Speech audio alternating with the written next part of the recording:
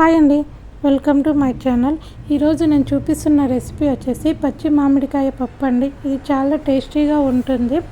నేను 2 గ్లాసులు కందిబ్యాలు తీసుకొని ఒక బౌల్లోకి బాగా వాష్ చేసి పెట్టుకున్నానండి. నేను 2 గ్లాసులు కందిబ్యాలకి 4 గ్లాసులు వాటర్ వేసుకున్నానండి. మీరు ఇంకా పప్పు జోరుగా కావాలంటే ఇంకొంచెం వాటర్ ఎక్స్ట్రా యాడ్ చేసుకోండి.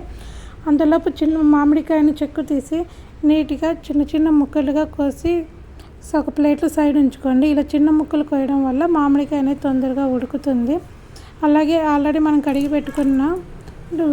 పెట్టుకున్న కందిబ్యాలకి కట్ చేసిన మామిడికాయ ముక్కలు, అలాగే కారాన్ని తగ్గట్టు ఎండుమిరపకాయలు యాడ్ చేయండి.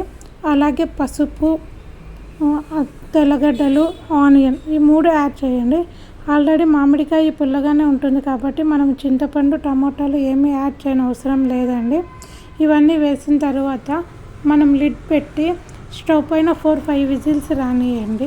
మీరు కావాలంటే ఇంకా మెత్తగా కావాలంటే ఇంకొక 1 విజిల్ ఎక్స్ట్రా పెట్టుకోండి.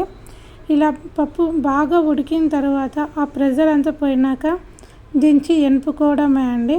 సాల్ట్ అడ్జస్ట్ చేసుకుంటూ వెనుపుకున్న తర్వాత మనం పోపు పెట్టుకోవడమే అండి. నేను పోపులో తెల్లగడ్డలు, తిరువాత గింజలు యాడ్ చేశానండి. అలాగే ఒక ఎండుమిర్చి. ఇది చాలా టేస్టీగా ఉంటుందండి.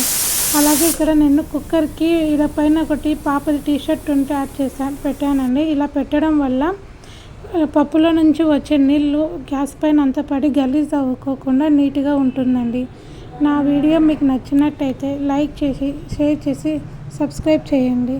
Follow my channel. Thank you.